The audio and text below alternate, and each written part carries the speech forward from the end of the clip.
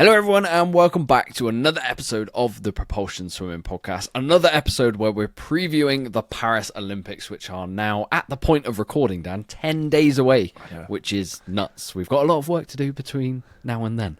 We do. We've set ourselves some pretty tough challenges actually, but we're very much willing to do it, of course. So we're very excited, as I think most people can tell. Yes. So we've had some really positive feedback on the episodes that we've done so far. The under-the-radar swimmers heading into the Olympic Games. And last week's episode talking about the world records that we think could go. I think we were ambitious in the number we talked about, but fair in the way we talked about them. I think so. Honestly, especially on the women's side. The women's side is just a different animal at the moment. The men's side, there's a little bit less, but the races are going to be extraordinary. I love the fact that people are commenting and getting involved in the predictions, and some are a little bit outrageous, but some are like quite realistic. You think, I can see where you're coming from. There's a lot of points being made there, so yeah, it's great that we get the community talking. Okay, so this week's episode may not be as fair and as sensible. We're talking about Team GB. So if you're new to this podcast, we are a British swimming podcast. We cover British swimming day in, day out in this country. We have guests on. In fact, out of this squad that are going to the Olympics, I think there's only 3 or 4 that we've never had on this podcast before. So we are going to be previewing their Paris Olympic chances, where we think medals can be won. We've set a lofty target, which we'll get to at the end of this podcast. But we'll go through our reasoning, because British swimming's in a very good place. We are, as always, very British biased. I think most people come to expect that now. But I think at the same time, we're quite realistic of our chances. I know Scott just said that the medal prediction at the end, we're going to go bold and go, but of course we're going to do that.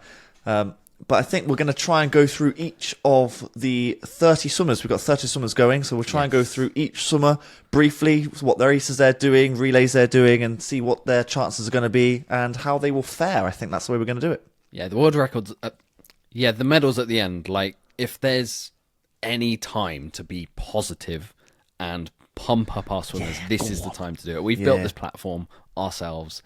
We can be biased. Let's be honest. Of course we can. Okay, so we're going to go through the women's side of Team GB first, then we'll finish with the guys' side, and we'll finish with medal predictions, like we've already said so many times. We're alternating at each of our preview episodes. So next week, we'll start with the guys' side of swimming.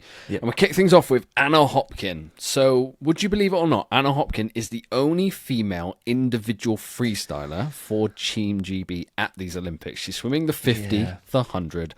It's a little bit of a talking point. It is a little bit of a talking point. It's amazing that, I would class GB as a top 5 nation. Would you agree with that? And we've only got one swimmer doing a women's freestyle event or events, which I find baffling. I do, but in the grand scheme of things, like if you put everything into context, you say, well, okay, Freya Anderson's on her way back from injury. She's at these Olympics. We'll get to her. Yes. Freya Colbert could have swam the 200 free. Same with Abby Wood. They're targeting other events. And then you think next Olympic cycles, the distance swimming, very exciting in this country. Yeah. Like, I don't think it's a dead duck, essentially. I'm not massively concerned, but it might be brought up by a few people. It's just a kind of weird stat, I suppose. Yeah. Just because one swimmer is doing of all the freestyle events, of which there are 5 of them, we've only got one swimmer doing or taking part in those events. It'll get brought up, which is again baffling. But I can see it's more of a long-term process, and maybe next Olympics it would be better. But we'll talk about Freya Anderson. But Anna Hopkin, she comes in as our biggest hope on I would say the 50 more than the 100 is her better shot here. I don't know if you agree with me on that. So her 50 time that she went at champs of 24.51. Yeah. I think places her at 20th in the world, but so many of the names above, like we'll get through this in this podcast. So many names of those ranked above her, like the Americans, there's like 10 of them that are faster than her this and year. The Aussies. They're not racing. Actually it's the Aussies in this one. Yeah. They're not racing this year. So realistically, her target for me at these Olympics is 2 finals. I think that's entirely achievable. I agree. Yeah, definitely. And the 100 is a little bit deeper. But It then is. the 50, again, anything can happen on a 50. She's a pocket rocket, isn't she? So Yeah. she's going to have to go a big PB in order to get a medal. But I think that the target for her should be a final, of which I think she is more than capable of doing that. I think in the 100, all she has to do really is mimic what she did at Tokyo, because she swam a 52.75 in the heats of that, and then she made the final. She swam a 52.8 in the final at Tokyo. She's perfectly capable of finaling both of these. Yes, there's loads of Aussies in the world rankings ahead of her in both of these events, but that's just Aussie freestyle. Only two of them can swim at the Olympics. Only two, I was going to say. Yeah, same with the Americans. And the Russians obviously can't swim either, so she will be up the rankings based on those swimmers not being able to race. If she is able to go a 52.7, or let's just say a PB of any kind, I think that is a definite final. Oh yeah, 100%. Like even in the 50, her PBs are 24.3. So like PB in that. I mean, what is there? There's 3 or 4 of them that have gone sub 24 this year. So medals are tough. Let's not. Oh, let's not beat around the two bush. ways about it. Medals are tough. Yeah. But if Anna PBs, if Anna makes finals, outstanding Olympics, really. Medals aren't out of the question. I'll say that now. They're not out of the question, especially in the 50. Again, anything can happen, Yeah. but you're dealing in this era of this Aussie freestyle dominance, and she's Showstrom just as well. stuck right in the middle. And then, of course, the Americans are always quite strong. So it's a difficult time or era to be part of to try and medal. But again, I think she's going to do what she did at Tokyo, which is final. And then if she can get up the leaderboard up to sort of, let's say, 5th, 4th, if she can sneak a medal, that'd be absolutely incredible. So another swimmer who was outstanding at the Tokyo Olympics and is now on the comeback trail really to the top of the sport, where she really was right at the top end of the 100 metres backstroke, was Kathleen Dawson. She races this with Medi Harris in the 100 metres backstroke, who gets the discretionary selection. I think she swam a time at the World Championships in 2023, which meant she was able to swim this at the Olympics because she didn't hit the Olympic qualifying time at trials. Let's start with Kathleen, Dan. So this year, she's gone a 59.74, which is outside of the world's top 30. It is. But her PB of 58.03 is world class. It is. So if she can get anywhere near that, like, oh my God, if she can get near that, then she has a shot of being on the podium. I know there are a number of girls. Now I've just said that have gone sub 58. There's 5 this year. Yeah, there's quite a few. Obviously, you've got the 2 outstanding ones, then Kylie Math, then Burkhoff. And so, yeah, it's going to be quite tough. And of course, she's come back from this really bad injury. That the fact that she's come back and actually going to represent the country after that is actually an achievement in itself. She's more than capable of making a final.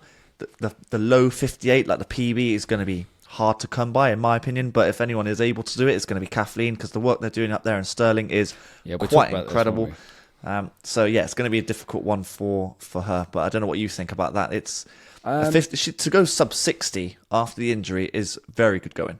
Yeah, she's one of those swimmers where you always talk that the trials is where the pressure is, and now she's at the Olympics. It's an absolute free hit.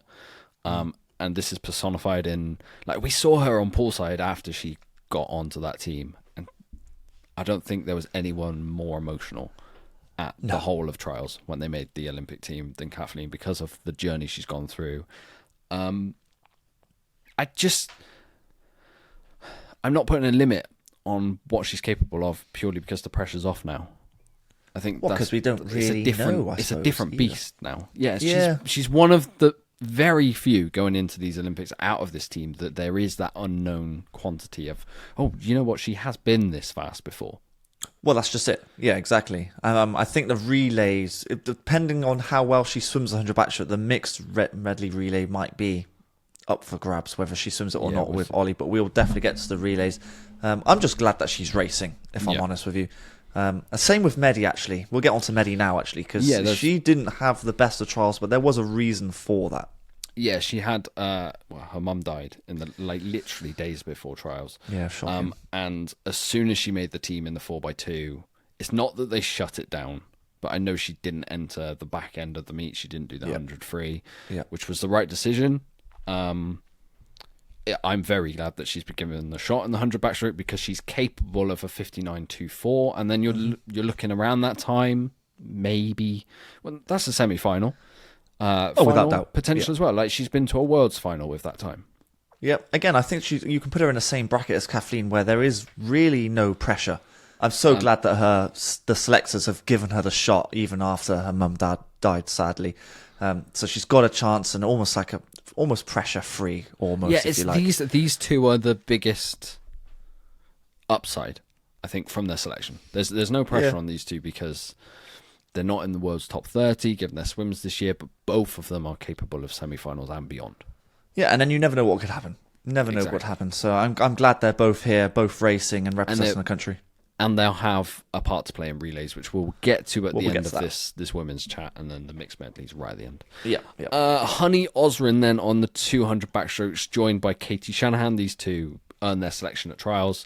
If we start with Honey, so she won trials in a 2:08.37. She's 15th in the world, but there's a load of Americans ahead of her. United States of backstroke. We spoke to her after Olympic trials, and she said outright that swim wasn't right. She took it out a second and a half too fast. She's aiming to go out, I think, in a 101. She's gunning for the British record, which is a 2:06.66, and she fully thinks she can get that. She gets that. I'll be honest, the two back, both of these girls should be making the final. The two backs, it's a really weird one where the top four are quite far ahead. Yeah, certainly top two, and then you got a couple but then, there. Like 2:08, 2:09 should be making a final quite comfortably. 2:05 is where your podium's looking. Yeah, I think she's still trying to play around with her pacing. I mean, she's probably worked out now up in Loughborough, but at Bucks she went out too slowly, and then at trial she went out too fast. And so if she can find a kind of middle ground, which is hopefully that sort of 101 pace, and then she wants to try and target this British record of 2:06.6, which then is a definite final, and then you could be in the bracket of, like you were saying, a podium, which would be incredible. Yeah, she's been one of the swimmers on the rise in British swimming over the past 12 months. Like at the back end of last season in the British scene anyway, she broke the 2:10 barrier, and since then times have just been dropping. We'll get to Angharad Evans a little bit later on, but she's one of those where PB is on the cards, absolutely, at an Olympic Games. Yeah, PB again, make a final. What more can you ask? It's an Olympic debut for her, so it should be pressure off, but I'm sure she'll put pressure on her shoulders because it's the biggest. I don't think. I'll tell you what. You say pressure off. I'm not sure it is, given there's a full final in her. Like, there's some pressure to make. If that she final. goes the way that she wants to go, absolutely, yeah. I mean, it's amazing that she could be potentially PBing 3 times this year when she had a plateau of 5 years. Yeah. So the progress that she's made has been quite outstanding. And again, if she is able to go that British record, which is a quick British record as well, that was a super soup time if I remember correctly. Yep. Then she's got a great chance. And again, Olympic debut. That's one good way to start your Olympic career. Yeah, and in Peaty Shanahan, we really should have 2 finalists in the 200 backstroke, because Peaty is capable of a 2:07, I believe. She's gone 2:07 low, 2:07.4. That was at Worlds, wasn't it? I think. Yeah, PB in the Worlds. So this year has always felt like there's more to come from Peaty. So it didn't feel like she was fully satisfied with performances at trials. Yet, we'll get to the 4 a.m. There was a PB. I was going to say she PB'd in that, yeah. 2:08.5. Again, puts her like right up there in the world rankings. Both really capable of final, both really capable of 2:07 low, 2:07 and below. Yeah, I can see where you're saying with more to come, because I remember at trials, actually, I don't think she was happy with any of her races. Which is weird. The 200 back especially, she was really not happy with that, because I assume she expected to win that race when Honey got the better of her just about. I think there is more to give. I honestly do. And then she's capable of a 2:07. Can she sneak the British record potentially? It's a bit of a jump. But if we're saying that for Honey's starting from even that's what I mean. Higher If Honey's aiming for it, then surely Peaty is, because they're in the same sort of bracket of speed. Yeah. And again, but 200 backstroke is such a weird event. I'm expecting both of these girls to final. Yeah. 4 a.m. then for Peaty. She went a PB at trials. She's 12th in the world with that time of a 4:36.6. I say she's 12th in the world. Only Freya Colbert's 2.5 seconds ahead of her, but that Freya Colbert's then third in the world.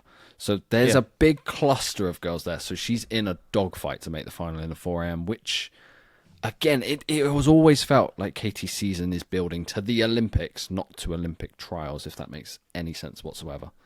That's the way it kind of should be. Yeah, like for I most agree. swimmers, like like you know when you build through the rounds, so your heats and your semis, and it kind of should be doing that throughout the season as well. So theoretically, Katie's doing it kind of correctly. You take a look at Angharad Evans, who we're talking about, who her time is dropping, and Katie's time is kind of dropping as well. And the idea is to peak at the Olympics. And yes, it was a PB, a very small PB in a 400 IM, but I think there's a good 2 seconds to come off it. Wait, 2 seconds is a lot. It's quite a lot. Maybe I'm pushing the boundary a little bit there, but maybe at least a second.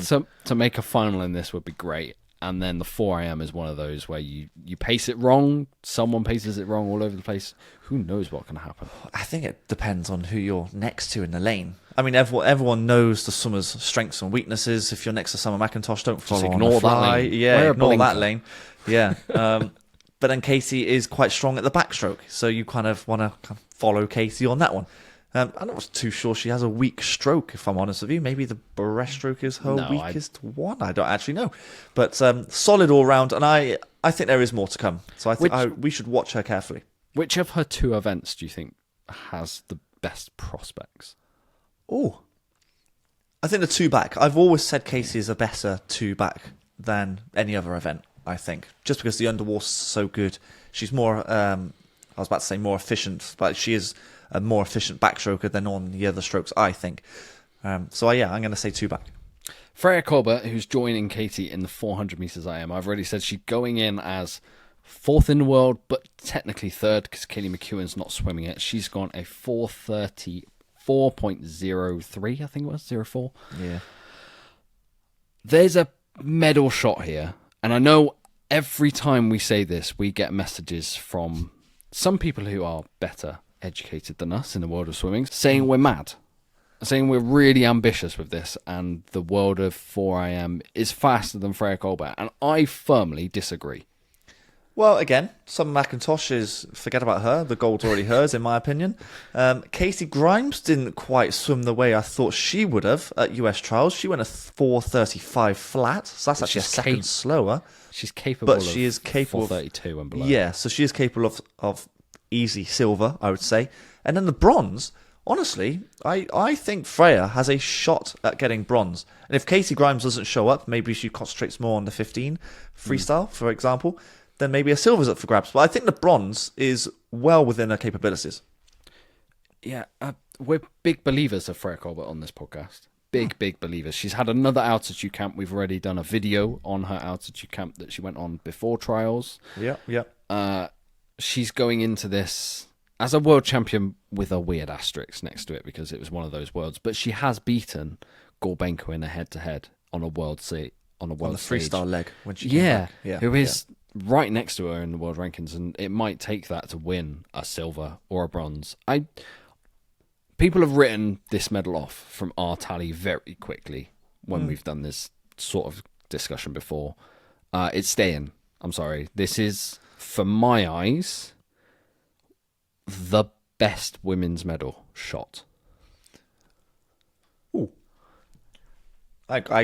I'm quite a big believer in Angharad Evans. I don't know. I am. But let's go with your theory. Yeah, I think Freya Colbert is right up there for our best female medal from a British point of view. I just think she's getting so much better on the back end of her IM. Like, we've seen how good her backstroke is. That was like, she actually nearly stunned Katie Shanahan on a 200 backstroke. Well, she raced 2 back last year, didn't she? Yeah. And then her freestyle is obviously her freestyle. That's the reason why she can chase down someone like Gorbenko. But then you've got Katie Grimes and Summer McIntosh, who are just as strong, give or take. And then it's actually the breaststroke, I think, that's made the biggest difference when you're kind of comparing Freya and Katie. That's where Freya is just ahead of Katie right now, and that's the difference between your sort of podium and your sort of, let's say, 7th position or something like that in the final. I kind of feel like that's the Dave Hemmings effect because he's coached Molly Renshaw, he's coached Abby Wood, Sarah Vasey. Like these are the breaststrokers Solid of the past breaststrokers. like 4 years, aren't they? Yeah, James very Wilby. solid breaststrokers. Yeah. I honestly, I don't know why people are shooting us down with this medal prediction of Freya's. 'Cause I think there's a fantastic shot, and she could even find another second. And if you're suddenly going 4:33, then I think a bronze is up for the opportunity, up for the grabs. Yeah, absolutely. 200 individual medley. She is swimming it.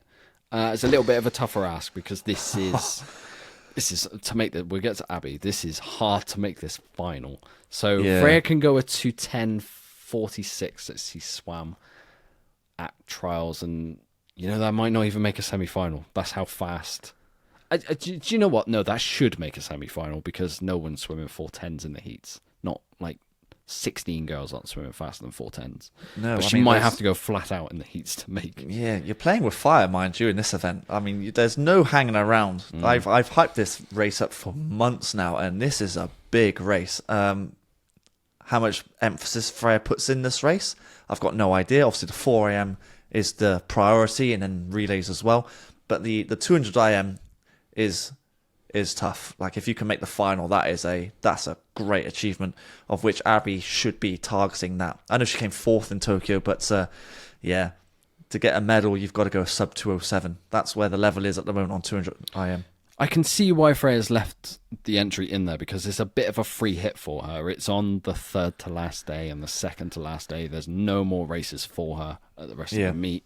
You want to stick around, you want to stay swimming, so it is a bit of a free hit. Yeah. You might as well. Yeah, just go for it and see what happens. You never know. Unless she does take it out, and like you say, like 2:10, that could make a semi. And then if you can find a 2:09, would that make a final 2:09? Well, let's talk Abby then while we're talking what makes a final. Because Abby Wood's PB at trials, she went a 2:08.91. She came 4th at the Tokyo Olympics in a 2:09. Now she's heading in ranked 10th in the world with a 2:08.9. Is final the achievement here, which sounds so negative because Abby is a world-class swimmer, but what are you looking to make a podium in this? You're talking sub 2:07, really? To make the podium? Yes. Yeah, I think so. And then to make the final is difficult. Like, can Abby can make the final? I think that time at trials makes a final. If she PBs semi-final, that's sub 2:09. Yeah, I think so. I think a lot of the top swimmers, the top swimmers, are going to go high 2:7, low 2:8, and then they'll obviously do what they do in the final. But then if you're talking, let's say 7th, 8th, 9th, 10th, what have they got to go to try and make the final?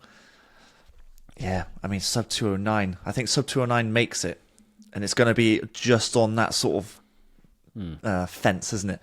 So, there's no hanging around for Abby, can you believe? So she's gone from 4th in Tokyo to suddenly going to have to work just to make the final. It does sound negative, but it's just the way the event has moved on.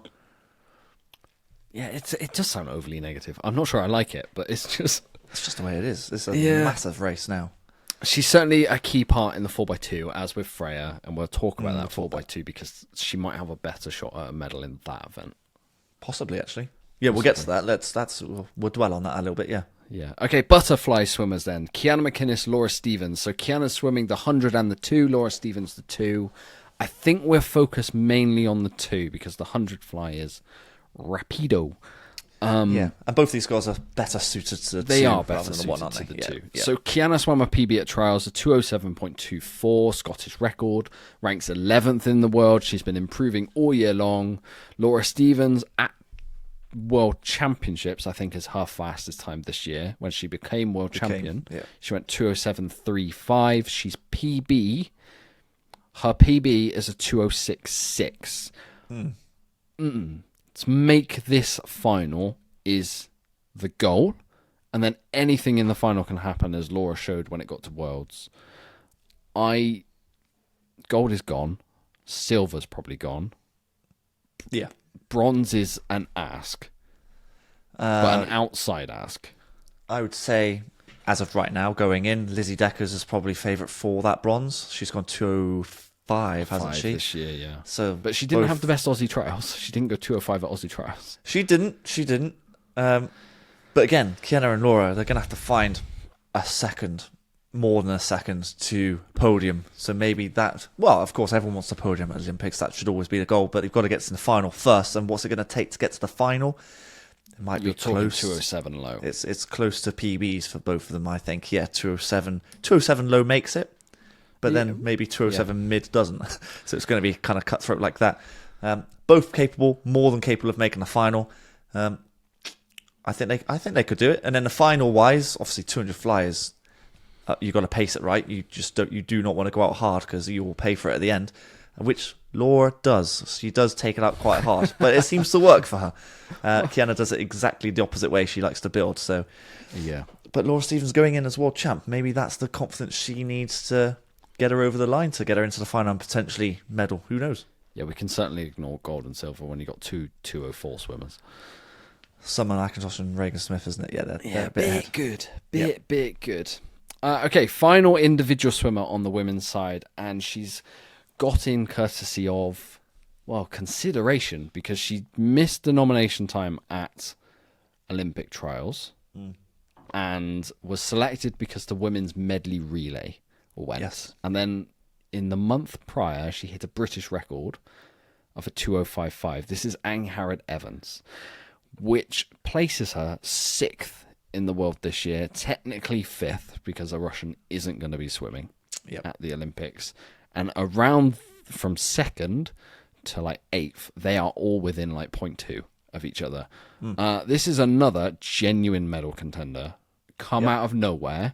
She just needs to control the nerves slightly when it comes to the big stage, because something didn't quite work at London. We spoke to her poolside and she kind of didn't have answers. She didn't have answers, for us at the time.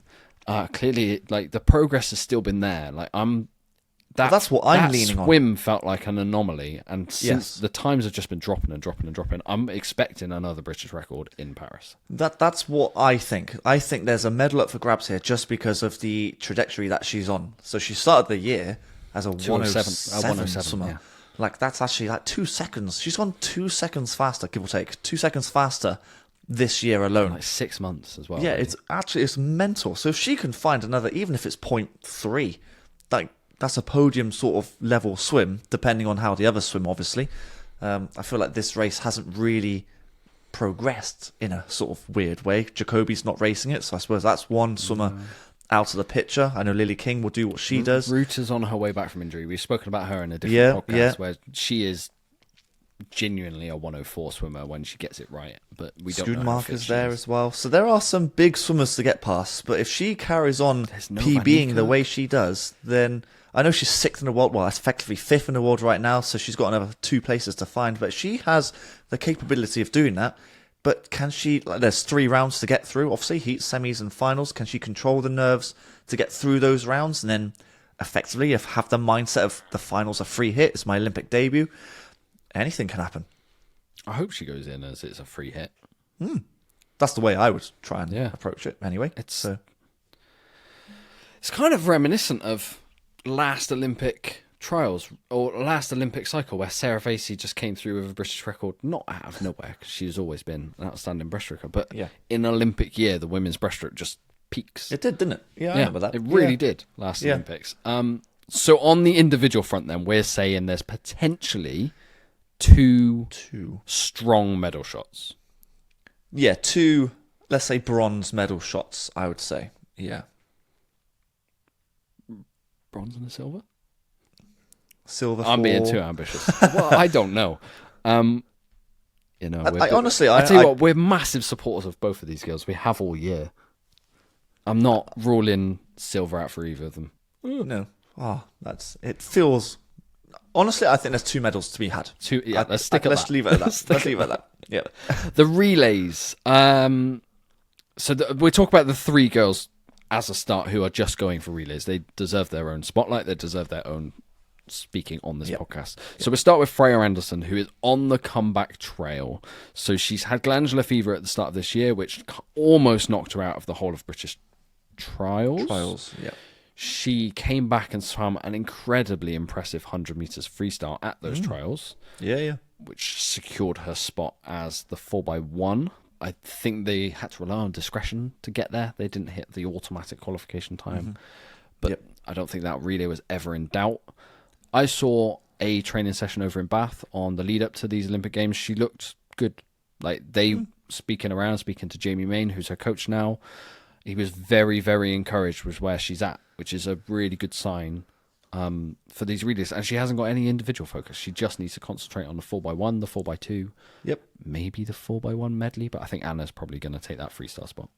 I mean, this is another sort of mental approach that she should have as a free hit. Like, she shouldn't be at the Olympics based on what she's gone through with this glandular fever. Like, speaking to Dave Minotti at trials, like, there were some sessions where she did 800 meters and then had to get out. Yeah. Like, and now she's going to the Olympics to take part in relays, which is, you should take some kind of confidence from that, I think. Interesting pressure release as well, because when is Freya Anderson never going to have this sort of pressure on her again?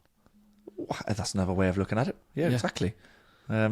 They could have put her in the individuals. They could have, but I think that would then hinder the chances of the relays. It's a strong workload for her. They might literally save her for finals if they know she's capable of the times that they need.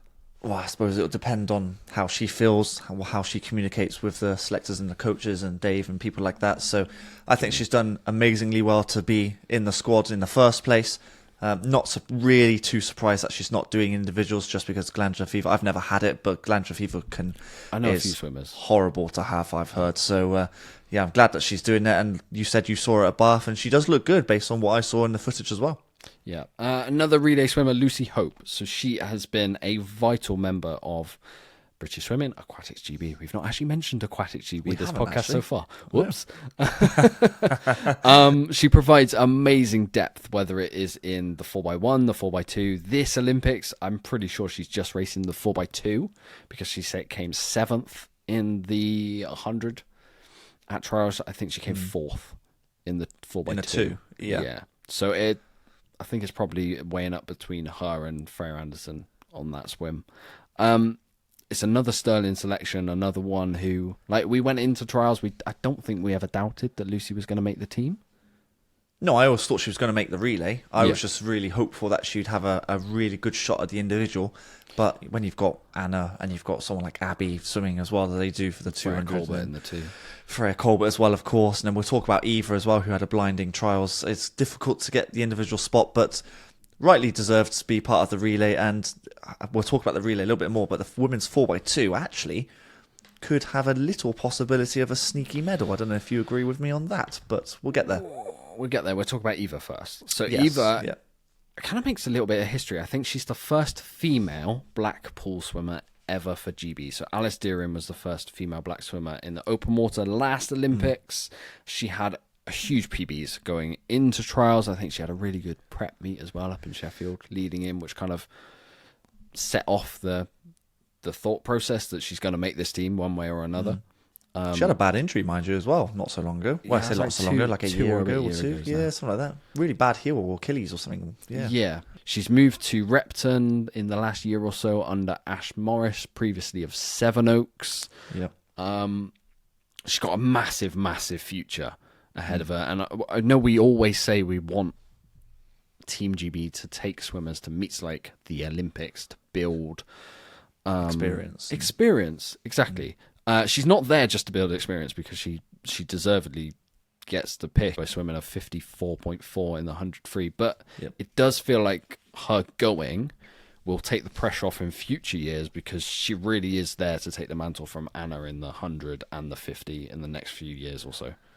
Yeah, quite possibly. She's a little bit off what Anna is at the moment, but Eva's only 17. So, you know, you've got a number of years yet, and she's improving all of the time. A little bit like Angharad, who is, you know, dropping times all the time. Eva is exactly the same. I know the injury stopped that or hindered it for a little bit, but she's definitely on the right trajectory, and basically, long term is very good for Aquatics GB. That's the second time I mentioned it now. So, it bodes well, and I'm actually looking forward to seeing how she does, actually. She should be a sponge. She should soak up everything, experience everything, and then ultimately, I suppose, LA, which is next Olympics, should be her main goal, I would say. Well, let's get through Paris first because she's got. Well, of course, she's got a good role to play in the 4x1 free relays. So the girls have all three relays going, which is great. They should always have an entry in every relay, we are, I agree. as you say, one of the top 5 nations in the world in swimming. Yep. So, which out of these 3, Dan, do you think has the best shot? So, we've got the 4x1 freestyle, which is going to be Anna Hopkin, Eva Acaro, Freya Anderson, Freya Colbert. In reality, that is the top 4 from trials. You could throw in Abby maybe for a heat swim, or maybe Lucy, but I think that's your 4 who swim it every round. The 4x2 freestyle is going to be Freya Colbert, Abby Wood, Medi Harris, Lucy Hope, with potentially Freya Anderson, but not sure on that one. Well, it depends how she feels, yeah. Exactly. And then the 4x1 medley, which is Kathleen Dawson or Medi Harris, Angharad Evans. I would say Kiana McInnes, given that she's racing the individual 100. I think she gets that over Laura. And then most likely Anna Hopkin to round that relay. Which of those 3 has the best shot? Because women's swimming worldwide is deep. Yeah. But there's one of those which is a standout challenge for me. Standout challenge? Challenge for the podium. For the podium. Yeah, well, I kind of alluded to earlier. I think the 4x2, there is a sneaky little chance. I know the Australians are gone. Worlds ahead. Yeah, they're far ahead because of the top 2 that they have. America have at least 4 or 5 swimmers going 155, so you probably put them as silver medal favourites. And then you're looking at bronze and you think, wow. I think the Chinese are there right now. The Chinese and the British. I don't think there's any French or Italian. So really it's a fight between us and the Chinese for bronze. Yeah, so if we can get one over on them, then, got it, made it. I think Brits are solid 4th. Like, that is the floor of our prediction, maybe. I think 4th is where I expect that relay to be. Yeah, I can't think of other countries that would beat us. I wouldn't dismiss the possibility of a bronze if something happens for one of the relay teams above. But also, you've got Freya, who's swimming fast right now, Abby, who's swimming fast right now. Maybe Freya Anderson comes into it. I don't know. I don't think so. Wow, it's difficult to say right now. If she is, that's a stronger possibility. Yeah. And if she's the Freya Anderson of the 155s. Well, it's... That's a tough again, ask. I've never had glandular fever, but she'll be better suited to a 100 than a 200. Obviously, 200 is longer and harder, effectively. But even without Freya Anderson, this is a 4th place finishing relay. At worst, I kind of feel. At a minimum, I would say. Yeah. I mean, if you've got Freya Colbert, who, let's say, she leads off and she goes to 155, Abby does 156, Medi can go, and Lucy can go 57s. I can't remember off the top of my head what the Chinese women can do. I think they're all sub 157s. Yeah, so again, much the same. So it kind of depends on our 2 fastest swimmers. You've got Freya Colbert, Abby, or Freya Anderson if she does it. How much they can take out of the Chinese, then it all comes down to that, I think. But I wouldn't disregard it. I'd put it as an outside chance rather than... I think I'd be more positive of Freya doing well in the 4IM and Angharad doing well in the 100 breaststroke than this team getting a bronze. Does that make any sense? I'm with you. Okay. Okay, going through the guys' side then for Team GB at the Paris Olympics, and we will start with the man who deserves gold the most in my eyes, Ben Proud, in a 50 metres freestyle. It's the only medal that is missing from his illustrious collection. Yeah. He swam the 2nd fastest time in the world right now at trials in a 21.25, and I kind of said this to you off air so many times already. He swims that again, because that was close to a perfect swim. That might be enough for gold. It could be. It just depends what McAvoy does. I think it's the pressure of the Olympic final, though. I don't know if 21.25 might just be a fast enough time to win. Well, what event was it? Was it Worlds when McAvoy swam his 21.1 or whatever it was, and then in the final had to go 21.4 and actually came second in that race behind Burkov? So the final, really, time-wise, is completely irrelevant. You just got to make the final, and then you've got to just let the pressure just fully relax, because then a 21.4 again might actually be good enough for gold. Who knows? Ben's got his start on him. This 53 is a lot deeper than it's been over the past few years. Like, you've gone in usually to an Olympics and there's that one standout swimmer. So, well, last time it was Dressel, obviously. Yeah, and again, it will be Dressel in that top 3 conversation. Yeah, but like a year ago, you would go, oh, it's McAvoy, he's won. And now you're just like, Ben's there. Ben's right there. Yeah. It's funny, because if he went 21.4 at trials, it'd be like, oh, well, that's actually quite good. 21.2 is outstanding. But 21.25 is a very good time, and he's put himself right in contention. Again, if he can do that time or quicker, then I think a gold is well within his grasp. But again, it can go the opposite way, where like at Tokyo, he came 5th. So yeah, it's hit or miss, and I think he's more than likely to hit than he is to miss. I think his consistency has definitely improved. Now, he's got an interesting running mate in the 50 metres freestyle for Team GB, because we all thought that Matt Richards was giving this a go at the Olympics. We spoke to him poolside at Olympic trials, and he was very much, I'm going for the 50. I've not done any training for it. Give me some time, give me some focus on it, and I'll go. And it's not the case. And we'll discuss a little bit why in the next few minutes. So he's replaced by Alex Cahoon, who is one of 4 swimmers to go sub-22. He went at 21.9, which is PB. At trials. I'm not sure the 50 free is going to be Alex's focus, given the 4x1 relay, but the 50 free does come later on in the schedule. So it's a little bit like we alluded to with Freya Colbert staying in the 200 IM. It's almost a free hit.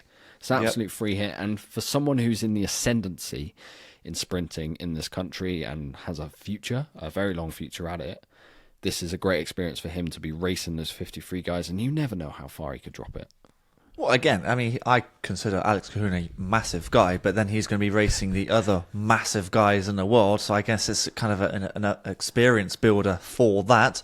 Yeah. And, Olympic debut, obviously, and a 21.9. That was a sensational swim, by the way. Can he take it down any lower? I know you said the 100 free or the 4x1 free would be the biggest aim, because that's where the medal chance actually really is. Maybe it is, but he's been given a bit of a lifeline with Matt withdrawing, if I'm honest with you. He should definitely grasp his 50-free opportunity with both hands, and because of that, he might actually do quite well.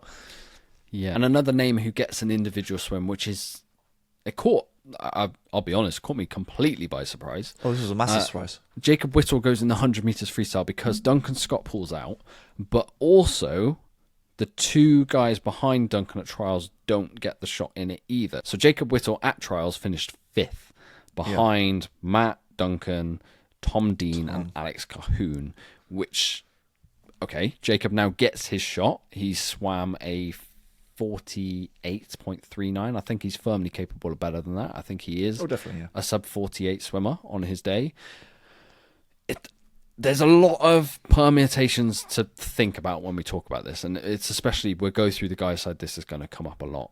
It now means Jacob doesn't have to swim a relay swim or a heat of a relay because he's going to get his individual swim. So if you pick a swimmer to go to the Olympics, you have to give them one swim. They can't go there and not swim. So when you take 6 relay swimmers, you can't say, actually, we need to swim a faster team. This relay swimmer can't swim. You have to swim them. So he gets this individual shot, which means he doesn't have to swim the 4x1 heats if Britain think they need to swim Matt, Duncan, Dino, Alex Cahoon in the heats, which I don't think's the case.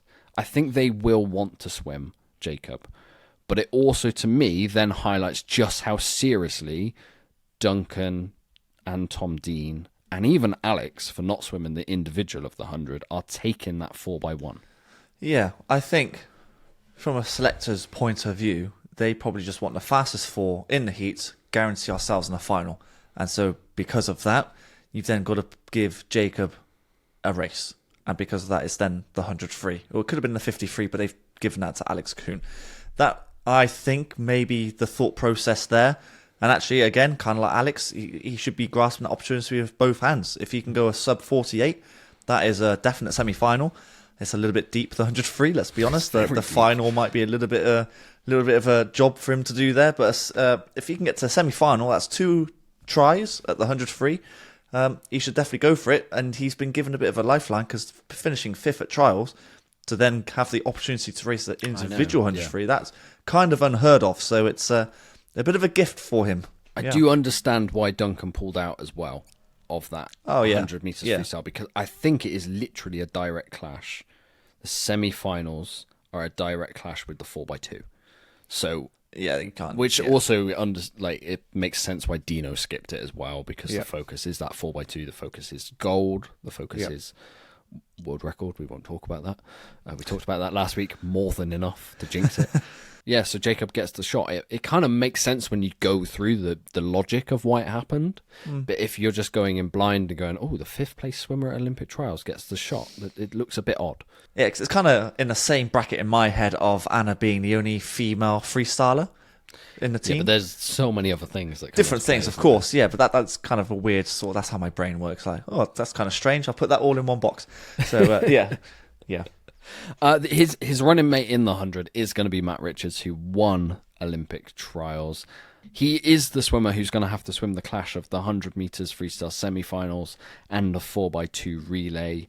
I think it like you said already, that it is deep, the 100 meters freestyle. To make the final is tough. Like, I know at World Championships a few years ago, he was incredibly close to podium. But... And he could be again. It genuinely could be again. I think he's gone mid 47 before. His British record is 47.4, I believe. Yeah, so he had a weird trials. When you look back at it now and you look at the times and just like, well, the times aren't what Matt's capable of, but they were in incredibly high pressure events where he got the hand on the wall first. So it was all about racing, and that realistically was all that mattered. Yeah, I kind of put the 100 free, 200 free from the British point of view, and the Aussie women at their trials in the 100 and 200, where the times weren't blistering, apart from the 200, that was a different thing, but the 100, like Molly O'Callaghan wasn't happy with a 52.2. I think most other women would be absolutely ecstatic with that. But again, it's all about finishing. Happy with his times, was he? No, exactly, yeah. It's all about finishing first, qualifying, and then worrying about the times and the rest of it when it comes to the Olympics here. It's a very weird schedule, the fact that a lot of 100 freestylers would be pretty decent 200 freestylers. So I don't know why they wouldn't separate that out further. I don't know why that would happen. But it's going to be a bit of a tricky double for him, because he can't really take a 100 free semi-final lightly. He's going to have to go all out just to make the final there. And of course, he's going to go all out in the 4x2 freestyle relay as well. So, yeah, tough double. It's going to be a hard day for him, but he's more than capable of doing it, obviously. Yeah, he's known it's been coming for a little while. Yeah. Let's be honest. Yeah. But then again, he's going to be the one who gets the rest in the heats for the 4x2, isn't he? Definitely, because it clashes in the morning as well. Yeah, definitely he's not swimming that. Okay. Let's talk about the 200 freestyle individual then, because I think if you had asked us 2 months ago, we could have told you Matt was on for a gold. I think the Popovich effect has changed things slightly. Drastically, if I'm honest with you. Drastically. Oh, really? See, I'm not as... It's gone, as you just sounded. Oh, really? Oh, no, I think it's gone. As much as I'm trying to be positive from a British point of view, that Popovich, no one's going low 143 for me, apart from him. And he could go fast. Okay. So that's not why I think it's not gone, if that makes sense. Okay. So Popovich now is chasing time. Let's be honest. At this point, he's chasing time and the perfect swim. Okay, so if he goes out too hard and completely fluffs his lines because he's gone out too hard, or he saves too much back in the tank, and you look at how Matt and how Duncan race the 200 meters freestyle, they come back incredibly strong. I think there's a chance. I'm not saying it's gone, is what I'm saying. I'm being a very, very positive boy. I think Popovich has learnt, because that's part of the reason why he had his... Everyone calls it kind of like a down year, because he wasn't quite... No, I just think he was fully focused on the Olympics. I think through. Yeah, well, I think he was trying to go as fast as he could on the first 100, and I remember him splitting like 49s and really low 50s, and then just dying on the last 50 especially, and that's the reason why everyone else was coming through. I think he's learnt from that, definitely, because he's able to pace the first 100 better and then come back just as strong as what he did when he went his 142.9 and 143 low. I as much as I want to be positive, I think the gold is unfortunately gone, because Popovich is just... It seems like a good second ahead of everyone at the moment. But the minor medals, I think, are well up for grabs for both Matt and Duncan, if I'm honest. Yeah, so we've spoken quite a lot about Matt and how the time... I still think he's a 143 swimmer in the 200 meters freestyle. I think so. And Duncan, yeah. And then I was going to get to Duncan and just say, well, his PBs that he swam in the 2 free, and we'll speak about 2 IM afterwards, both came at the Tokyo Olympics. He is the big time swimmer. Like, I know we talked Jimmy Guy in the relays, but some of Duncan's splits in the relays, when it comes down to it, some of his best swims to win Olympic medals, they're personal bests. Like, it doesn't hang around. And this year has looked incredibly strong from him. Just the way he's been finishing races as well. The 100 free at trials, he came back like an absolute steam train. I think he turned at like 6th place or something like that. And then the 200 meters freestyle, again, that last 50, he almost got on top of Matt. Almost got over. Well, if there was another 5, maybe 10 meters, he probably would have won the gold. Yeah, I think so, yeah. Both of these guys are right there for a podium again, and we could see 2 Brits on there one more time. I think it's tough given how the strength of world swimming is in the 2 freestyle, but the world has always been strong at 2 freestyle. Yeah, and luckily for us, from a business point of view, we've actually been on top for the last 3 years, with Matt being world champion, Duncan and Tom winning their medals in Tokyo. Obviously, the relay 4x2 is doing quite well, as it should. And it looks set to continue, obviously without the Popovich sort of effects of winning gold. But if we can win silver and bronze in this 200 free, I think that's a fantastic achievement. Honestly, I do. Now, I said Matt's a 143 swimmer. You said Duncan's a 143 swimmer. Do you reckon there's genuinely a podium of sub 144? I suppose based on that, yeah, I guess so, yeah. Wow. Yeah. That would be impressive. That's mental, isn't it? That'd be so fast. Yeah. I've never really thought of that. Yeah, maybe, yeah. Both of these guys have medal shots in all of their races. So Duncan in the 200 meters IM, he does it with Tom Dean. Both of these guys have won medals in this before, if I'm correct in thinking. 200 IM. Yeah. Tom's won a bronze at Worlds, I believe, and then obviously Duncan's won silver at Tokyo. Yeah. Let's start with Duncan in it. So his time at trials of a 155.9 puts him 5th in the world. At Tokyo, he swam a 155.2. Leon Marchand is going to get the headlines written about him, all of the previewing, and I've already seen predictions that he's going to 153. Yeah. I don't think it's quite as straightforward as the gold's gone to Marchand. He's favourite. He's favourite for me. Yeah. Yeah. But it's not straightforward, no. And Duncan is certainly podium contender. Certainly. Given the breaststroke this year, which has been ridiculously good. Yeah, well, hang on, wait. So he went like 61 for the 100 breaststroke, didn't he? Yeah, 61 up at Edinburgh International, which is just outstanding. That's good. Yeah, 2 individual events for Duncan, 2 medal chances, like without just like Tokyo. Yeah, just like Tokyo. Same with a 4x2 and then a 4x1. So actually, he could come away with even more medals in Tokyo potentially. I'll put this question to you like I have previously. Which is the better shot? Oh man, that's actually quite tough. Because he's ranked 5th in the world in both of them. Yeah. So if I'm going off my prediction, let's say Marchand wins the 200 IM and then Popovich wins the 200 free. So in my head, the gold's, let's say, gone. He could win silver in both. Or bronze in both. Let's go with silver in both. I reckon they're equal. Just like it was in Tokyo. Okay. Yeah. I still don't think that 2 IM's as sewn up as everyone says it is. Do you not think? Well, Wang Shun is also racing it, so there's another name to throw in there. So, yeah, interesting. Tom Dean in the 2 IM. That's his only individual that he's going to be swimming. We'll get to the relays at the end, like we did for the women. A little bit of a free hit. Pressure's off.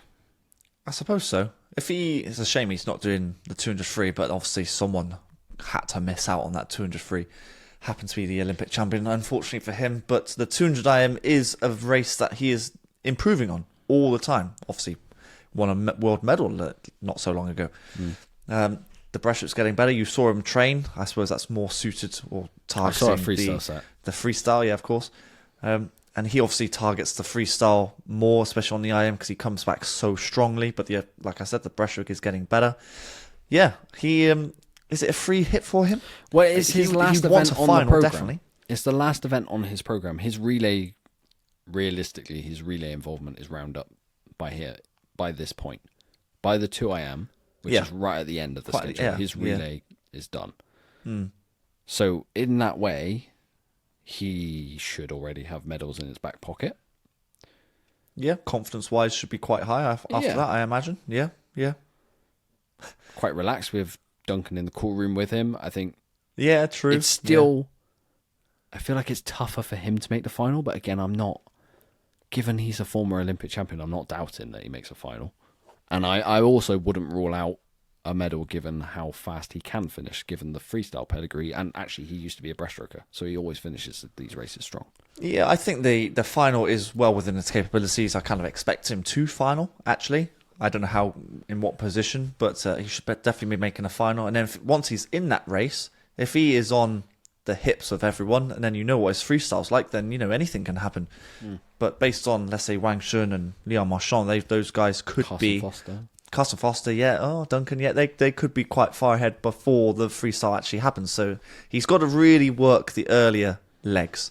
But yeah, kind of. Is it a free hit? We should never call it a free hit for an Olympic champion, but maybe it is. I don't know. Another IM swimmer who goes in the longer distance version of the event, the 400 meters IM, who set a British record at trials, Max Litchfield. So he goes heading into this as third in the world, with an asterisk that Leon Marchand hasn't shown what he's capable of this year. So I'd put that as fourth in the world. He's finished fourth at the last 2 Olympic Games in this event. I have fingers, toes, everything crossed that doesn't happen again. And he's been flying. Like, we filmed content for Freya Colbert leading into trials, where we went to Loughborough for a day and saw he had to be told to slow down, and then he put a heart rate monitor on, and coach read the heart rate and said, "Oh, don't slow down, you're fine." So he's in really good shape. The British record actually at trials, to me, wasn't too much of a surprise. It wasn't really. And I think if he now drops that again to a 4:08, you're there. You are fighting for the bronze, given that the first 2 are Carson Foster and Leon Marchand. You're fighting for the bronze with Alberto Rossetti, who I know is actually a good friend of Max's, Lewis Clarebert. The bronze is a fight and a half, actually. Yeah, honestly, it always is at the Olympics. If you go from 3rd all the way down to 8th, actually. Because I remember Max was in the outside lane in Tokyo, and you think, well, he's actually got a good chance at bronze here, even though he was in lane 8. So as long as he makes the final, which he should, he then has a great chance of winning bronze. I know Lewis Clarebert is probably, as of right now, the favourite for bronze. That's based on paper. But I think Max could easily find a time of 4:08, potentially. I know that was a PB for a British record at trials. Could he find some time? Could he get to that bronze medal? I think he could as well. Yeah. Yeah, I think after a few years out from the Team GB squad, true. it's just great to see him back, and it's that pedigree of that 4am that has always been there in British swimming. But it's like Duncan's chosen to race other events, and just Max hasn't been here, so we've not seen that depth for a little while, but it's always been there. Max is world class at 4am. Yeah, it's just great to see him back in the squad. A bit like Kathleen, really. Just great to see these guys coming back and then representing the country yet again. Kieran Bird, then, he gets the shot in the 400 metres freestyle. So he was 0.2 off the British nomination time, but actually got the Olympic consideration time at British trials. He's a discretionary pick, and because he's racing this individual, a bit like Jacob Whittle, should they deem him not needed in the 4x2, he doesn't have to swim it because he's got his individual swim. He was the 6th fastest in the 4x2 at trials. I don't know which way that would go, personally, looking at the schedule. It could go either way. They could rest a few of them when it comes to that. They could decide to just race. They could decide just to rest, I don't know, Matt. I think Kieran might get a shot at the 4x2 heats. Yeah, do you reckon? Obviously, Jack McMillan will do the heats. Obviously. Yeah, no, he has to. We'll get to that later. Yeah, we have to. And then will Kieran raise it? Depends, because the 400 free is right at the beginning, isn't it? It's like one of the first gold medals. You'll know his form pretty much straight away. If he is on his PB form, I think he then does have a good shot at being a heat swimmer in the 4x2. Give Duncan a little bit of a rest so he can get ready for his 200 IM, for example, at the end of the meet. So it does depend, and the selectors do this. You know, the coaches, they don't take risks, mind, do they? No, that's true. Not really. No, but I don't think Jack McMillan is a risk at all. Jack has to now. But Kieran Bird, he can go 146. I think he did at trials actually. Yeah, 146.9. That's more than that's good enough. That's good enough. If you have 4 guys going sub 146 at 147, then you're good. But going back to his 400. He actually could be capable of a final. Don't know if you agree with me on that. It's going to be tough. He has to PB by about a second, I think, to make the final. And the final is going to be fast. Wow, you think a 3:44 is going to final? Wow, maybe. I mean, That is possibly. rapid. Yeah, that is quick. Yeah, geez, wow. Hey, you might be right. Yeah, wow. Maybe not quite a second. Maybe as long as he gets Low below 45. I think a low 45 you could. But he's got to find half a second. Okay. Definitely He's got to had find half a that second. Olympic experience already. So he's been to an Olympics before. I know he kind of wants to right the wrongs of what happened in Tokyo, where he just didn't progress at the heats. Yeah. I saw him at Bath. He looked confident. He looked happy. He definitely deserved the discretionary selection. Yes, that's what I was going to say. Yeah, he deserves it, definitely. Yeah. Yeah, I think you're right. Final here is on the cards. And then we saw what happened in Tokyo in the 400 freestyle when everyone watches each other. Then who knows what happens. I don't think that happens in Paris. But I'm not ruling it out. Not when you've got Sam Short who is going to go out. Like, so just follow Sam Short if you want a chance, but then you have a chance of blowing up as well. So yeah, I'm glad that he's got this opportunity. If he can go, he's got to go another PB to make the final, in my opinion, which he could very easily do. If he is looking good, he's feeling and happy, then who knows what can happen for him. So just depends. If he swims well, then he could do the 4x2. Of which then he could be an Olympic gold medalist if we then win that race as well. Very much. Then the other last individual freestyler for Team GB is Dan Jervis in 1500 meters freestyle. This is going to be tough to make the final. This has suddenly got very, very deep in terms of right at the top end. It's not deep all the way down. But at trials, he went a 14:47.94. He looked really good. He did 10th in the world with that. He wants that British record for a long time. He's probably gonna have to swim it. Probably not to make the final. Actually, I don't think the the British record is needed to make the final of this. I think sub 14:50 might make the final.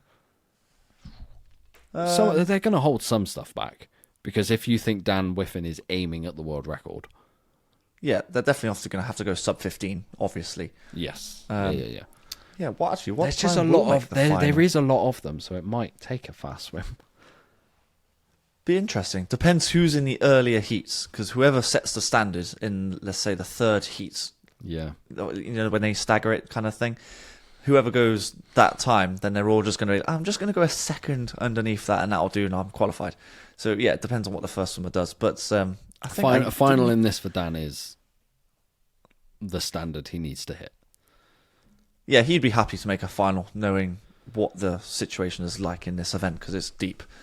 And fast, right at the top. He came 5th in Tokyo, didn't he? Yeah.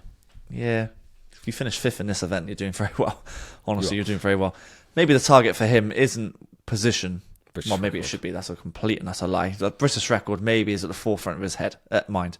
If he can go a British record, then I think he can leave Tokyo, he can leave Paris very happy. Yeah. Okay, moving on. The star of Team GB, Aquatics GB, over the past, how long? 8 years? 9? Decade? And beyond. Adam Peaty, 100 meters breaststroke. Let's talk about it, Dan. He is first in the world this calendar year, this season, if you want to call it that. He's second, because Ching Haiyan went at 57.6, I think it was, in Berlin. Asian Games, wasn't it? Yeah. I think it was. Oh, no, didn't even go World that Cup fast. Series. World Cup Series. World Yeah, Cup that's right. Series. Yeah. The comeback is on. The comeback is going very well based on trials. It's so important that he went sub 58. And I don't think this gold is out of reach. I really don't. I'm being a homer. I really am. But Adam Peaty, Olympic final, go in 57 point again. I'm confident of that. I'm not doubting the man. He's won 2 Olympic golds. He knows what it takes. He knows the pressure. In fact, he's probably going to have the least pressure he's ever had going into an Olympic Games. Well, that's just it. I think the mentality has completely changed. Obviously, Tokyo, you could see the pressure on his shoulders. Oh my God, the relief he had once he finished that race. Have you watched back that interview that we did with him, like in the months leading up? He was a tense man. Yes. Yeah, he was. Yeah. And now it's completely different. He's got this new faith. He is he has to get underdog mentality, because Ching Haiyan, in his head, is the favourite, and he's chasing him down. I honestly think it comes down to who wants it the most, and I think Adam really wants it. So I think he's a massive threat to Ching Haiyan and the gold. And I, being a homer, I think he will retain it. I think he'll get gold again. Yeah. We'll get to medal predictions at the end, but this is one we're going to spoil. I think we're just both going to stand on top of the mountain and shout Adam Peaty because we're British. Like, we've got blinkers on, but there's evidence here. He's gone one of the fastest trial swims he's ever swum. I think it's like third fastest he's ever done. He's I can't remember who I was speaking to now, but his stroke is more efficient now. So he's a bit flatter in the water, so he's not lifting up as high. So it's quicker, and he's using less energy, so he can actually come back stronger. So I'm excited. I think a 57 point, he'll do that. It just depends what Qinghaian does, because I think he'll go 57. It just depends where the points lie. And then he's not doing the 100 breaststroke alone, is he? He's joined by James Wilby, who gets his individual swim. I think he literally missed this one by like 0.1. Oh, it was the closest thing. It was so close. You saw his face at the end was gutted. Yeah. He gets the individual swim. It does mean, like we've said with so many of these, he doesn't have to swim a relay. I think he will swim a relay. They'll rest Adam in the heats of the medley relay. James is a very, very capable swimmer. I believe he's gone 58 before. Oh, yes, he has. Yeah. Which sounds weird to say. Is James Wilby an outside shot at a bronze medal? Because Nick Fink fluffed at a dark horse. Honestly, I think James Wilby, on his day, PB-wise is 58 mid, 4, I think. 58.4. On his day, if he can go that time, he's in the bracket of your Martinengi's, and I know Kaminga's gone a sub 58 before, but he's not quite firing, so he could spoil the party for him. Nick Fink, he's in that sort of region, so maybe he is a dark horse. It just hasn't hit that same level for a while now. So, but he could do. Yeah, I put him down as a finalist. Yes. If it goes right, like actually we were going through in our prep like the world of 100 breaststroke, and there's 30 people now who are sub 59.5, where once upon a time sub 60 was an outstanding swim. That was the world leading mark here. Like, wow. He's really moved on thanks to Adam. He's capable of a final if it happens. Based on trials, like we're probably overconfident, but there's a reason we're overconfident. It's James Wilby at a big major meet. He always shows up. Yeah, I think he should probably just take it out from the gun and just absolutely bomb it, put himself in the right position and just hold on for grim death. And then you never know what it's going to hurt, but I think that will give him the best shot. I'm going to put him down as a dark horse. It's a very, very outside shot of a medal, mind you. I'm not even going to class it as a medal opportunity, but he could. Okay. He very much could. Right, the backstrokers then. So we've got Johnny Marshall, Ollie Morgan, and Luke Greenbank. So Johnny and Ollie do the 100, Ollie and Luke do the 2. Johnny Marshall goes in as 16th in the world in a 53.03. He's fully capable, I think, of sub 53. The weirdest thing of his trial swim is that he didn't have really any long course training heading into those Olympic Games, purely because of, like, the NCAA season is so important over there in American college, and Florida Gators are flying like around the world. They're all absolutely motoring. He's now had that long course training block heading into the Olympics. Like, he's an outside shot at going with Ollie in the 100 backstroke over the next few years. Like, Ollie is not by himself in terms of the best backstroker in this country. I think both Johnny and Ollie will make semis. They'll definitely do that. And then the question is whether they make the final, because 100 backstroke on the global scale is strong when you've got Czech on, and Hunter Armstrong can definitely go quicker. Xiaoyu, Murphy. There's a few names there who are going your 52 very, very lows. Christou, yes, exactly. That's 5 swimmers already. So you're trying to squeeze into another 3 more slots, which is tough going. It's a big, big ask. They're definitely capable of semi. Can they make the final? It might come to the point where only one of them can squeeze in. So they've got to go faster than each other to make the final. It might come down to that. I got an interesting question for you about Johnny Marshall before we get to Ollie. He spoke to us on the podcast a while ago that he's going for Britain. I think his dad's British. So he chose Britain because it's the so-called easier route for backstroke. Oh yeah, I remember him saying that. He did say that. I raised some eyebrows, and then I was just like, "Oh, you know what? You're right. When you've got your Murphy, you got your Jack Aiken. Now you got Hunter Armstrong. Yeah, he is Where right do you think Johnny Marshall's swim of a 53.03 would have placed him at US trials? Because it is the United States of backstroke. Like, they are outstandingly fast. Well, I know Hunter Armstrong did a 52.7, and Aikings was just behind him. So he's definitely 4th. I'm going to put him... Ooh. Sixth? Let's go for sixth. Fourth. Oh, He would have fourth. come It was fourth at US trials, Wow. which Wow. I think shows how good men's 100 backstroke in Britain is doing. It's getting there now, isn't it? Yeah. We've been waiting for this for, I don't know how long now, at least 5 years. And beyond in the 100. Yeah, I know Luke has done a fantastic job for our relays, but his 53 threes, and he is obviously better suited to the 200s. He was never really targeting the 100. But now you've got these two guys, both young, both in their, 18, 19, 20, that sort of age bracket, who could be around for many years yet, and they're in that sort of sub 53 kind of category, driving each other on. It bodes very well. It bodes very well. And actually, might be quite interesting, actually, because obviously whoever goes the fastest will then take part in the medley relay, I would have thought. So there's a few more pressures as well as the individuals that take part here. Well, we've talked a lot about Johnny. What about Ollie then? So his British record places him 7th in the world. So he is just a little step ahead of Johnny Marshall at this point, as we're previewing. I think he's capable of a final. He's shown that he can get there. In fact, actually, he just missed it at Japan Worlds, didn't he? He finished 9th and was so close to that world final. I think he's now shown that he is a 100-meter backstroke Olympic finalist. Like you said, the medal is nuts. How far he's gonna have to drop. He's gonna have to go 52.2, I reckon, to medal.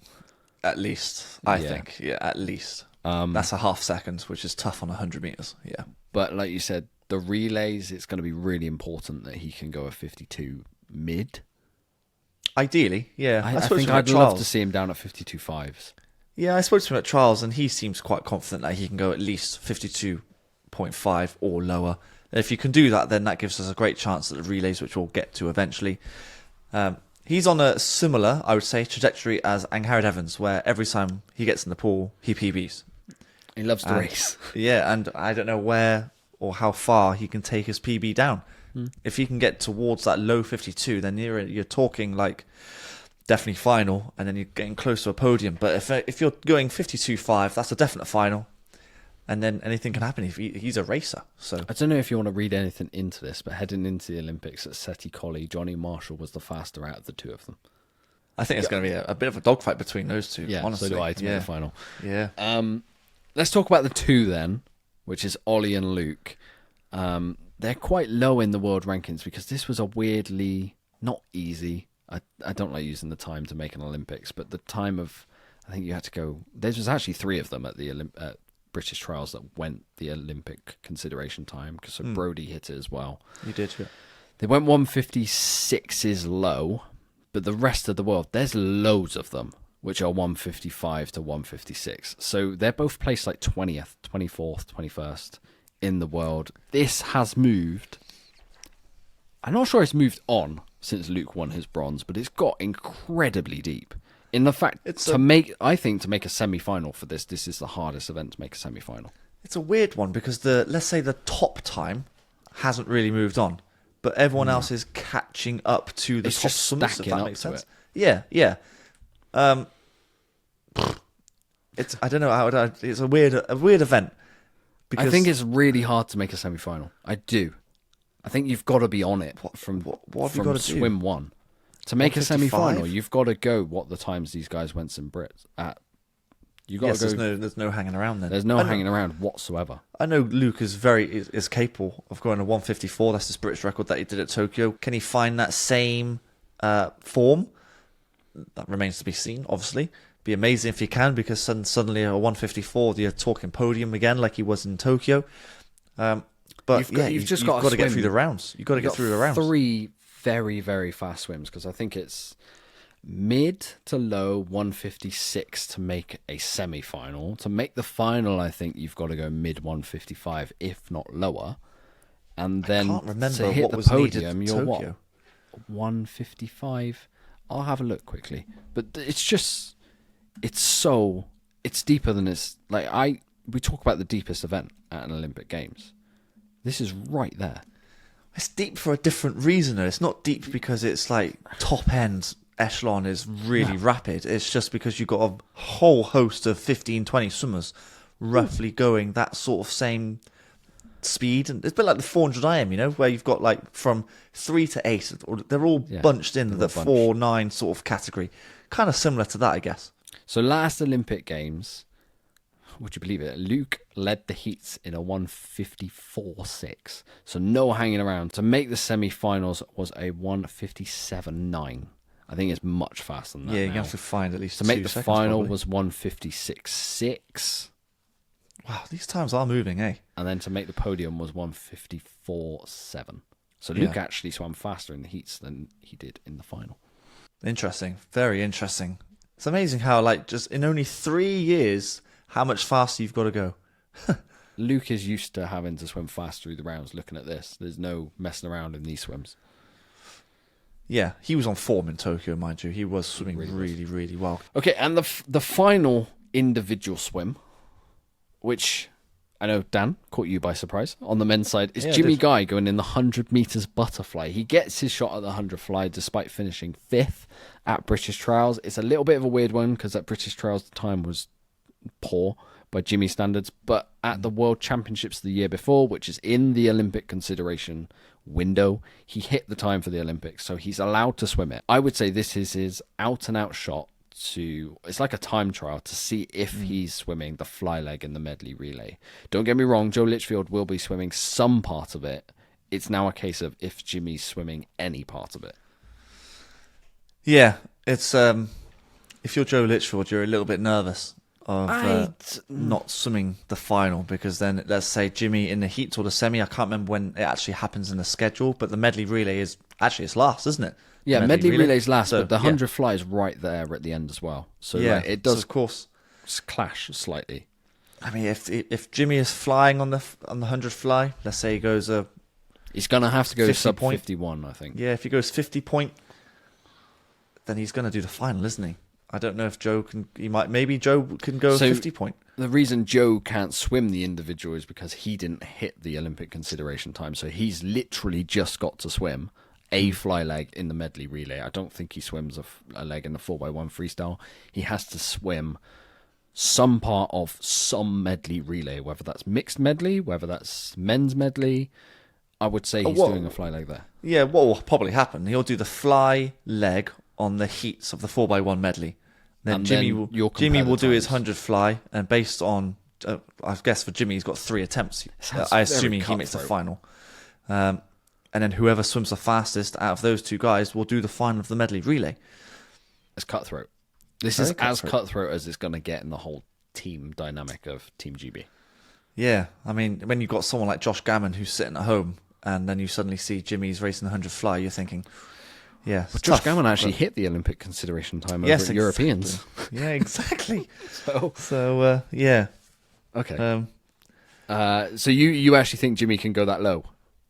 He's going to have to go sub 51 to go into the medley final, I think. Do you reckon he just swims a heat swim and then pulls out of the rest of it? Ooh. Well, the 100 fly on the men's side is extremely deep, like ridiculously deep. Like the top 13 times this year have gone sub 51. So to make a semi-final, he's going to have to go for it anyway. He's going to have to go for it. He's going to have to go for it either way if he wants to swim that medley relay final. Or, you never know, it might just be Jimmy saying, I want my bronze medal that I could have won in Tokyo. He might just be swimming this individually and not thinking about a relay. We could be overthinking this completely. Maybe. But I honestly think that podium for the 100 fly, you might have to go sub 50. Yeah, I'm literally at this moment in time finishing a video of it, which will be up before this podcast. So you'll know the prediction on that. Yeah. Tough one. Very tough one. But interesting though. The other relay swimmer, we've spoken a little bit about Joe there. The other relay swimmer that we've not spoken about, Jack McMillan. So he changed his nationality. So he actually swam for Ireland at the last Olympic Games. He comes over, races for Britain now. Perfectly allowed to do that because he was born in Northern Ireland. You can have 2 passports if you live in Northern Ireland. He will be racing the 4x2 heats. Yep. Absolutely. He swam a 1:46.1 at trials. Whether he gets a shot in the final will just depend on form elsewhere. I don't think he will. I think he's there for that relay. He is capable of swimming the 4x1 free heats as well. I don't think they'll risk it. But I don't think they'll risk it. I mean, we've just talked about what's happened with Jacob Whittle. So I don't think they'll risk that. Okay, so then the 3 guys relays to finish, and then we'll finish with the mixed medley. So the 4x1 freestyle, which is likely to be Matt Richards, Duncan Scott, Tom Dean, Alex Cahoon. I think we've gone through on this podcast a few times before what we think that order should be. Realistically, it doesn't matter. I think the gold is an ask, given what American swimming is doing, but silver and bronze is up for grabs. I think so. But it is a dogfight. It's not bronze or above. You could finish 5th, given the state. Oh, very much so. Yeah, very much so. I do think the gold's gone. I think the American team they're strong, like really strong, that to the point where they could have 2 swimmers go sub 47, maybe even 3. If Dressel's on form. If Dressel's firing, you got Jack Alexi, Chris Julian. I think they've got that. For us, I think there's a chance of, silver, bronze, but then you could fall back to 5th or 6th. So I think there's a medal here. I think there's a chance we could do it. The 4x2 freestyle relay, this is gold or bust. Honestly, yeah. Absolutely. Yeah. That relay team will be Matt Richards, Tom Dean, Duncan Scott, Jimmy Guy, unless something magical happens from a Jack McMillan or Kieran Bird in the heats. Mm-hmm. That will be your team. They will have a fight with the Americans because the Americans are loud and talky when it comes to the Olympic Games. They challenged us really hard on the Japan Worlds, didn't they? They really did. But I think that's a good thing for the Brits. I think they'll need that to get to... Like, the world record's the aim here as well as the gold. It is. The gold is first and foremost. Yeah. I think they can definitely do that. Retain it. When was the last time a British team retained an Olympic gold medal? Never. Team, obviously Adam's done it in the breaststroke, No, but team-wise, relay. I can't. Don't know. Don't think so, ever. And then the medley relay, which is going to depend a lot on the fly leg, because elsewhere it looks really good. So Ollie Morgan's going to be doing, or Johnny, actually, we've just spoken about it. Ollie or Johnny on the backstroke leg, Adam Peaty on the breaststroke leg, who is back to Adam Peaty's best, Jimmy or Joe on the fly leg, and then presumably Matt Richards or Duncan Scott on the freestyle. I'm putting Duncan in there because he's got the second fastest relay split of all time. Yeah, it's difficult because Matt will be racing the 100 free, whereas Duncan will not be racing the 100 free, so it'll be difficult. In fact, it'll be impossible to see where Duncan is on that particular event. So I assume it will be Matt. They might get him to lead off a relay. Maybe, for the heats? Yeah, maybe. Maybe, you never know. Yeah, maybe. Yeah. Who knows? That one, capable of medal, I think is tough. I just don't know where the fly leg's at. The medley. It's such an unknown, isn't it? It's really unknown. I thought the Americans would be clear, but they've breaststroke legs nowhere, really. Yeah, Nick Fink is really quite surprising. Not as far. The Chinese are a problem as well. So you've got the Americans, the Chinese. Who else you got? The French. You've got Marchand doing 59 for 100 breaststroke. Yeah, you amazingly. Then you've got Grousset in the fly. You've got Manadou going well. Yeah, so the French could challenge as well. I think we would do quite well if we were to medal. Possibly bronze. Yeah. Yeah. We've got to be positive, haven't we? Bronze. Yeah, we're going to do it. Mixed medley relay. We won gold in this last time at the Olympic Games we went through it last podcast episode where we talked about world records with the near perfect swim. It was near perfect, wasn't it? Everyone was firing. Yeah. This one's a bit more complicated at this point in time because Kathleen, we don't think she's at that 58-second mark that she was. She could be. You never know. Adam, you hope he's down to the 56 mark. Jimmy, nice. I don't think he's going 50 flat, but you never know. It's Jimmy Guy in a relay. And then Anna to finish. Could she go a 52 flat again? Who knows? But then there's the added element that you might put in a guy's backstroker and Kienna on the fly. I don't think that's how they do it this time. I think they stick just it. The 2 secured places are Adam and Anna. And then you're chopping and changing between whether it's Ollie or Kathleen or Johnny or Jimmy or Joe and Kienna.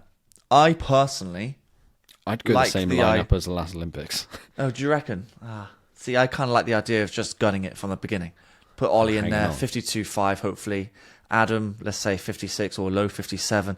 By that point, we should be at the front, depending on what China decide to do. And then you're relying on Kienna and Anna at the end.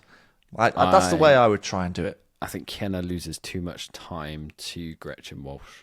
everyone loses time to Gretchen and Walsh. Well, that's why I... No, I know.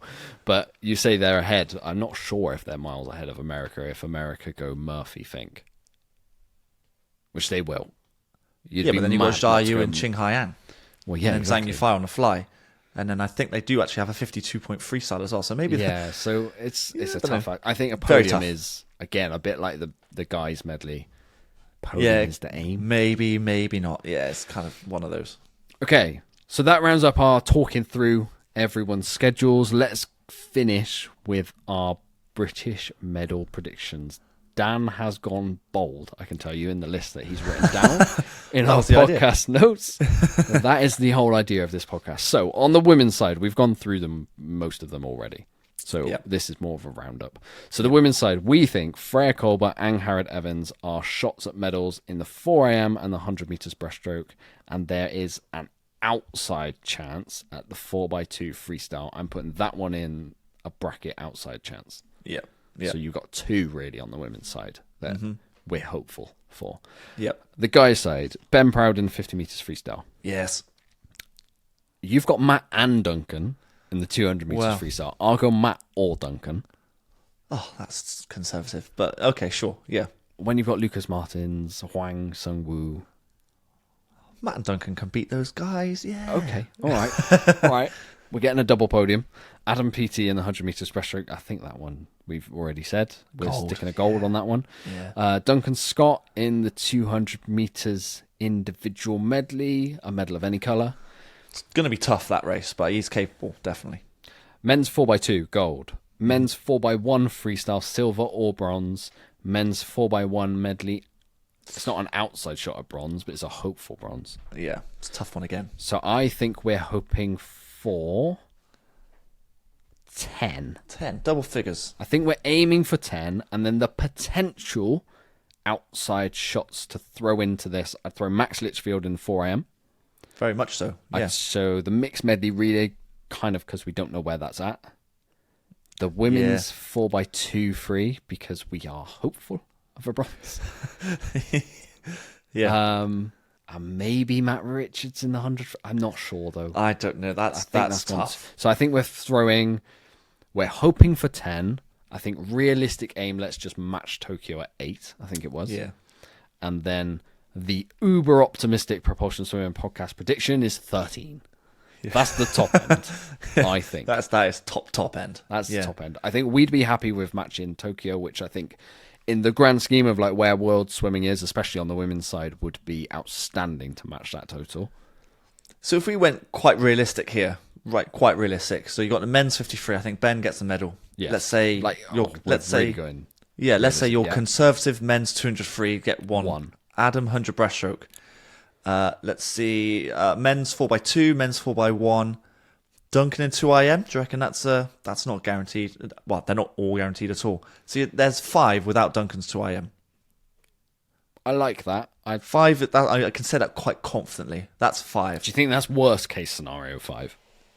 For me, yes. I think worst case is 5. And then, like we say, top end 13 or something like that, yeah. So we're going between 5 and 13, realistically about 8 to 10 is where we're at. Well, that's right in the middle, isn't it, roughly? Yeah. Okay. Yeah. That's the range. We've covered our bases, hopefully. Hopefully covered our bases. Okay, so that just about rounds up this week's episode of the Propulsion Swimming Podcast. We've gone through the whole Team GB squad heading to the Olympic Games. Now, there are 3 other swimmers we've not mentioned yet on this podcast. They are the open water guys. We will be doing a separate open water preview podcast once the Olympic swimming program has finished, because those guys deserve their own space to be talked about. We actually spoke to Toby Robinson at Olympic trials, and he said open water is its own sport, so we're going to give it its own podcast. We're going to give it its own space to be previewed, because there's 3 outstanding swimmers in this country, and we might talk a little bit of Dan Whiffen doing 10k as well in that podcast. Oh yes, of course. Well, I think that medal could be coming from one of those guys in open water potentially. It's a bit of it's a deep field, mind you, especially when you've got Dan Whiffen adding into there as well. That's an unknown, isn't it? Yeah, another medal could come from there. You never know. Next week, we will be back previewing internationally, I guess, giving our medal predictions for every single event. I think we'll run through it a bit like we have today. We start with the guys side. We go like 50, 300, 3, 2, 3. We won't do it day by day because we're doing day by day Olympic podcasts as the Olympic Games happens. So make sure you're subscribed to the Propulsion Swimming Podcast on YouTube, on the Propulsion Swimming Podcast YouTube channel, on Apple Podcasts, on Spotify, or any other podcast providers that you guys use. And me and Dan will be back in 7 days' time. Guys, the Olympics is only 10 days away. Yeah, very exciting. Thank you for listening, everyone, and we'll catch you on the next one. You've been listening to the Propulsion Swimming Podcast with Scott and Dan. We want to thank you for joining us and invite you to subscribe to the show, as well as checking out the Propulsion Swimming YouTube channel for weekly tutorials and videos to get your swimming fix. We will be back next week. Until then, we'll catch you on the next one.